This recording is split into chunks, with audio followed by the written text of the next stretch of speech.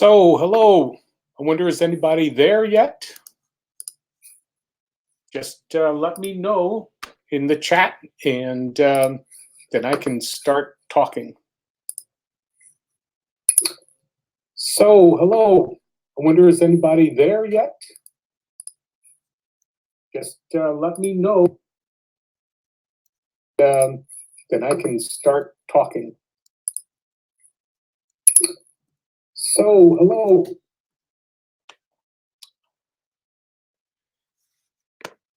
Hello, Moon Coon the Loon. Hello there.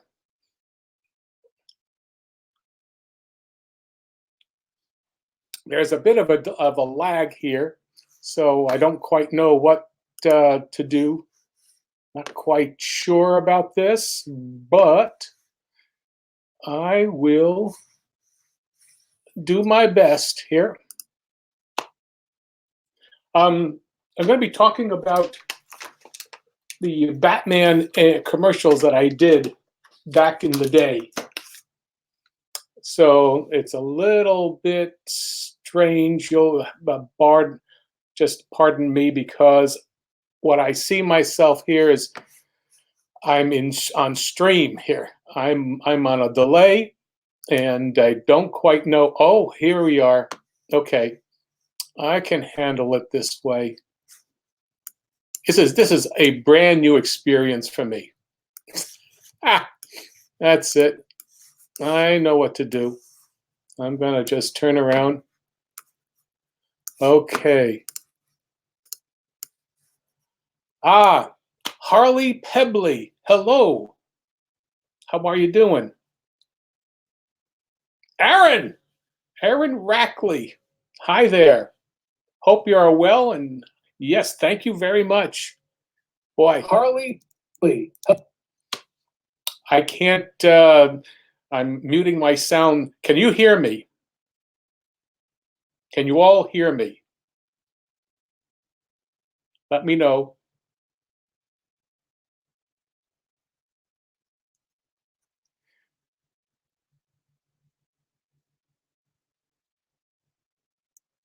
Yeah, Harley, can everybody hear me here? Good. Okay, great. Thanks. Because I've just knocked out my my sound. I'm just learning what to do. Great. Well, I'm going to show you. We'll get to it. I'm going to switch over, and we're doing some of the Batman commercials and the drawings, and I'm going to show you what I had to work with.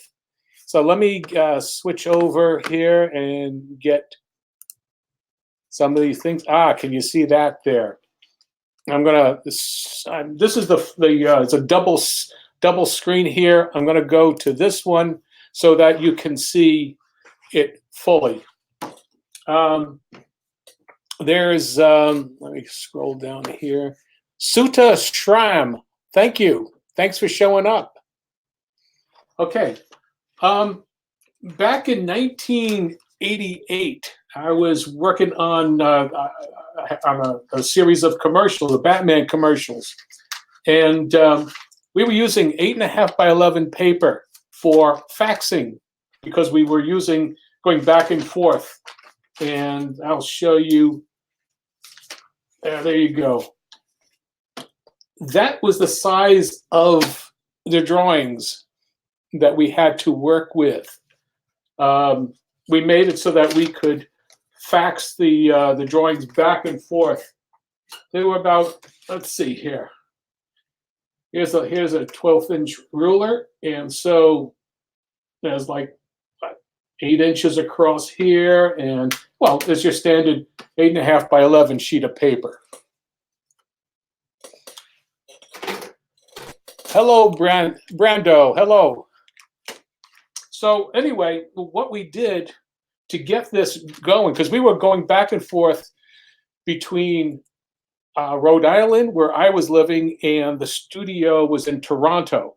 So I said, well, the only way to do it, you couldn't go back and forth with FedEx. It would take forever. So we used a fax machine. Now this is, again, 1988. And I got the best fax machine money could buy at the time. And so what we would do is I would get drawings. I'd get getting fax drawings from Toronto. They would come through on this thermal paper, and it's a thermal paper, is all heat. I guess the line, the toner was baked into the paper, and I think it took about a minute or so for each sheet of paper to come through. Anyway, just to set this going, set up for this, what we would do is I would repeg the drawings, and we would have at least a registration marks to be able to put that was our layout, our basic layout, storyboard layout that would give us an impression of what was happening in the scene. And this was just Batman pointing. This would be a field size. So in other words, the drawings were starting at maybe about 8 inches across by 6 inches across. And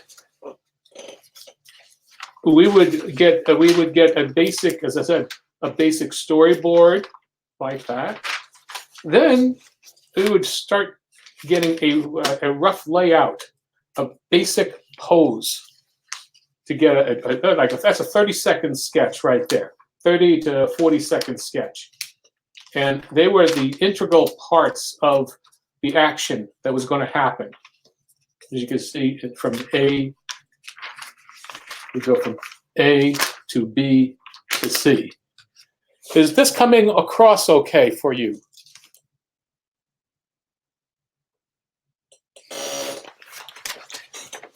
And then we would go, we would decide on the basic essences of the poses.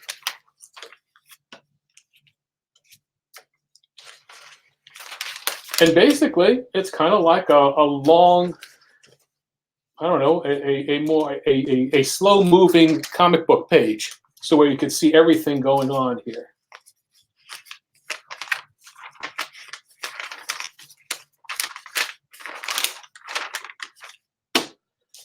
So that's how we got starting.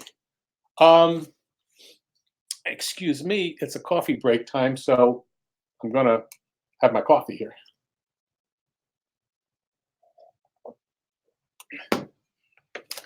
So we'd have an exposure sheet, and I think I've in some of my I guess it's on my blog, I would be talking about exposure sheets and how each one of these frames, each one of these spaces indicates a frame of film passing in front of the camera at 24 frames a second. So you're talking, there's maybe about, that's from here to there. There you got, that's 8, 16, 10. Okay, so this whole scene was maybe about 3 seconds long, but we worked on the frame rate of 24 frames a second. This is again before your CD, your computer generated imagery, which goes at 60 now. Anyway, we would mark each pose. We would know where on the frames each pose would be. For example, pose A, B, C, D, back to pose B. Then you go on to E, F, and G, and that's a hold, and then you're cut. Let's see. Okay. Now comes the fun part, the drawing part. As you can see, I took the essence of that pose.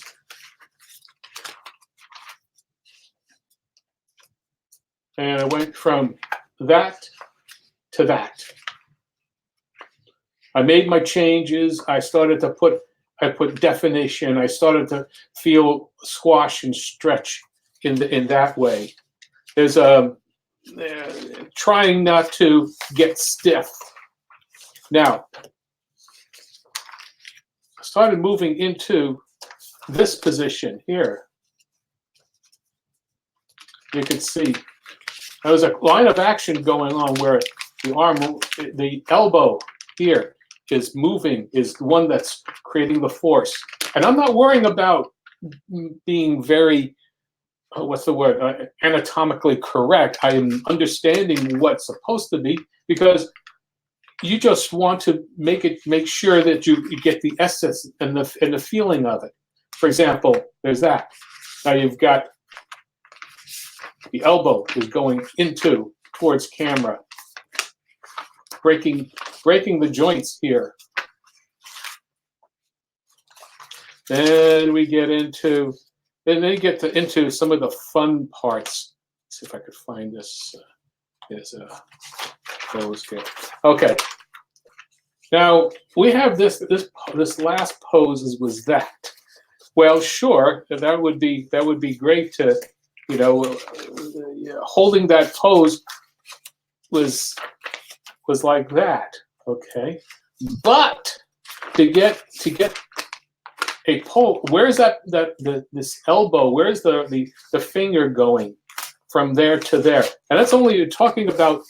This would be, what is it? Frame 4, frame 7. Still like 1/8 of a second. Well, you've got some multiple poses going here. And now this is where we start getting some fun squash and stretch. Oh, let's get this here. Okay, now. Oh, wrong one.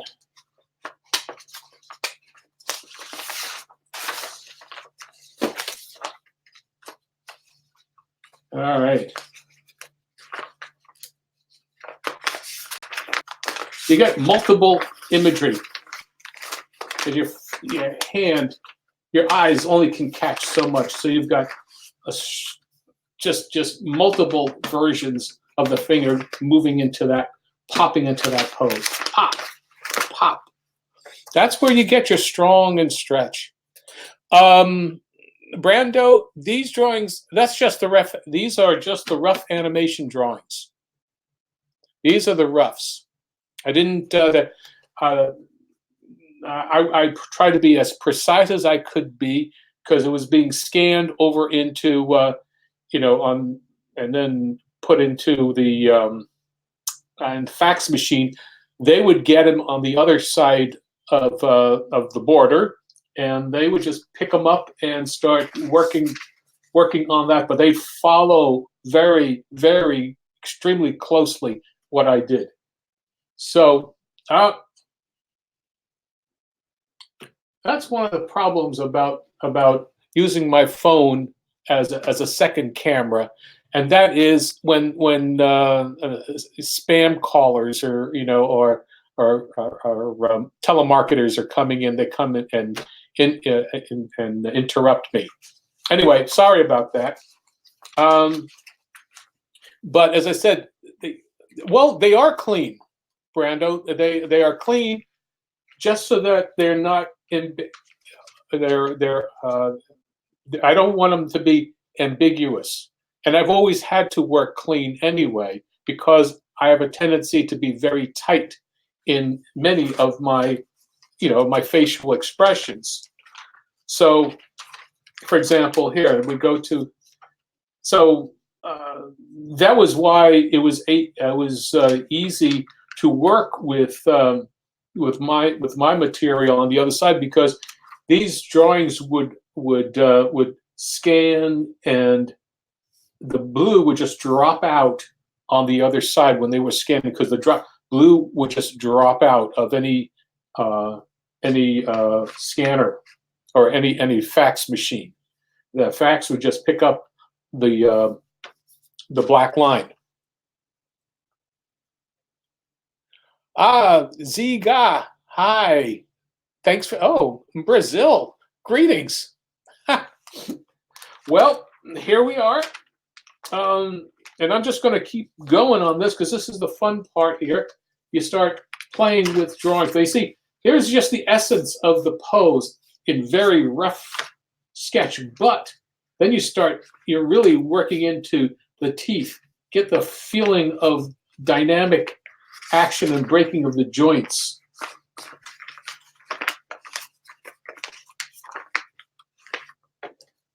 And then I would have a, oh, and then there would be another kind of pointing that we would do.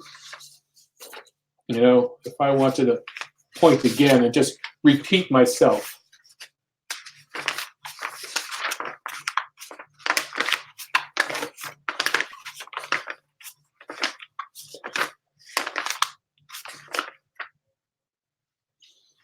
So carry on with this here. And then sometimes a pose like this hand here, I would call for dry brush. You know, it'd be coming up from there, and that way there is no way to keep a solid image. It was to just whoosh, and you do it yourself. You know, when if you wave your hand in front of your eyes, and you could see that you could barely see the strobing effect. So let's see, we're hitting. Let's see, this pose here. Yes. Okay, and we'll hit that. This is going to be the anticipation. He's going into an anticipation to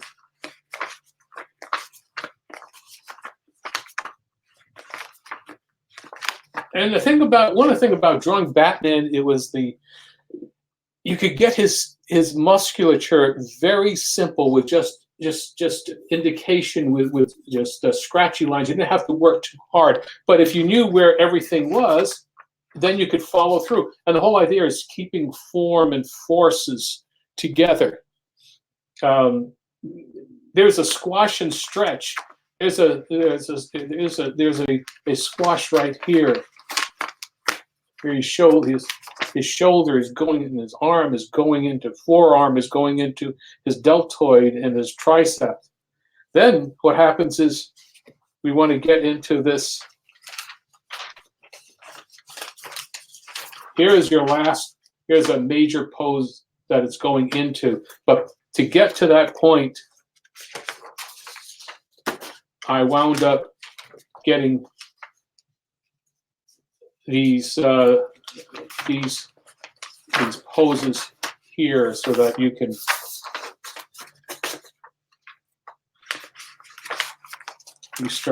there's a lot of distortion coming into play here. Bang going down into an arc, and then bang out through his mouth. That was that.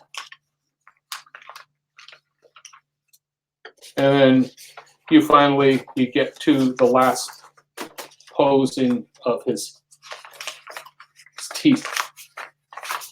And then you have the overlapping action of his cape and such. So that's what we had to work with. Oh, Brando, in some drawings you'd only use or draw the important parts. You don't have to do everything, because using charts, you could the assistants would then fill in those areas that didn't need to that were very straightforward. There, for example, let's see, where's a good chart? There's some good charts here. Okay.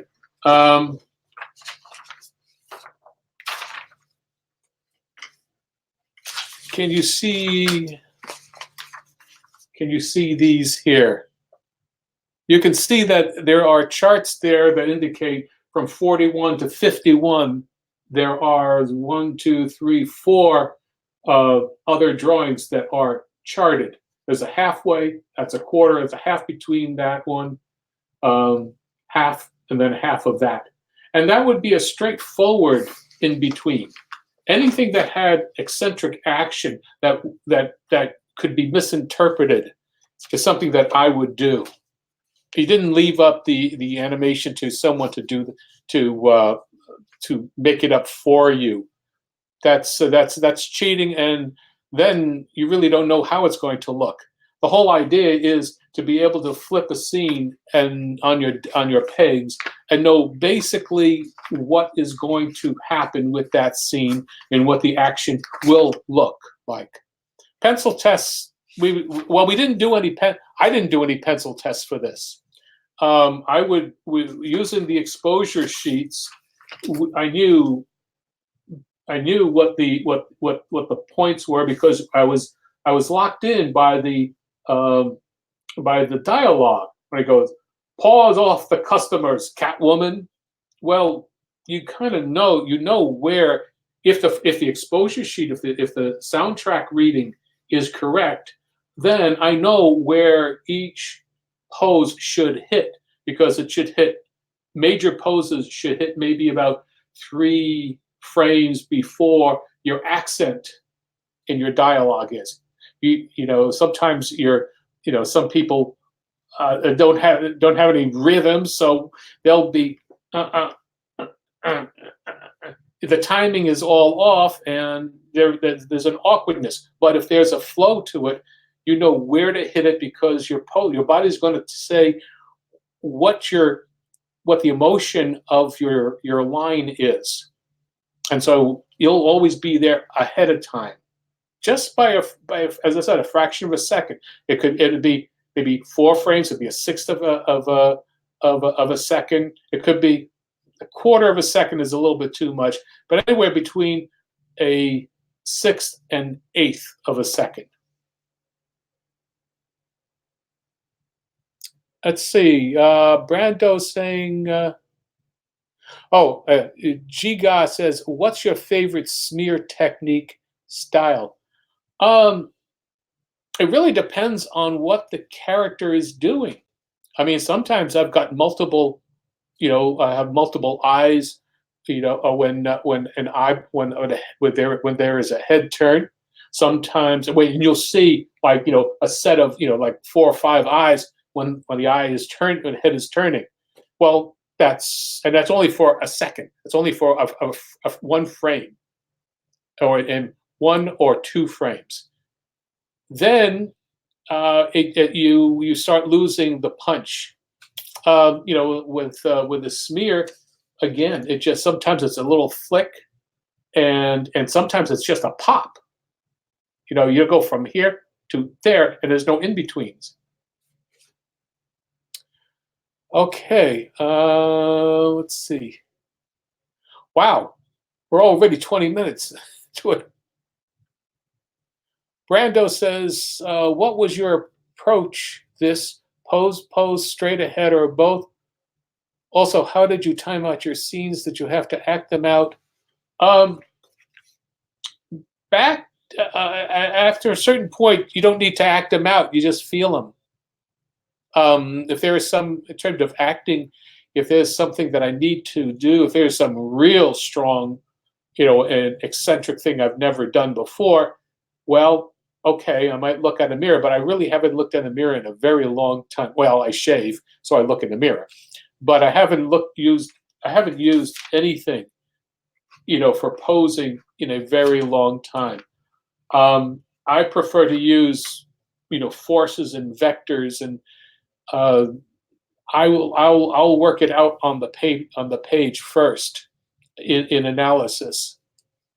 And pose to pose, straight ahead, I use both. As you see there on this, on what I showed you here on this, with these basic poses, those are your guideposts, but that's all you really need. And what happens then is you'll know how much space you're traveling from one pose to another and how many frames you have for this. Then you can say, okay, I'm going to spend, X amount of time on between these poses and then X amount of time to get to the other pose. And that's where you start doing a variety of timing. For example, pose A has got between A and B, there are basically 4 frames. There are 3 frames, but then between C, B, and C, well, there's like maybe 1, 2, 3, 4. There's 5 frames. It really depends. So that I hope that answers your question. Okay. Well, I promised to make this only about 10 to 15 minutes, but we went real fast. Has anybody got questions? Now these major poses are in my Indiegogo campaign portfolio. So I've got them a full size, including the the markings here, the registration points, and even I don't know if I've got the punches. No, I probably not. May not have got it. But anyway, there'll be the the hashtags, hash marks here for registration points. But anyway, all the major poses from this scene is in the portfolio. Brando, yes, one last question. Okay. So anyway, let's see, who's there? Harley and Moon Coon, and I'm very glad that you stopped by. And oh, and what do you think is the perfect meal for an animator? You know what? In the morning, it's peanut butter and jam on whole wheat toast. That's breakfast. That's a good breakfast. It gets everything going. It's a nice blend. And coffee.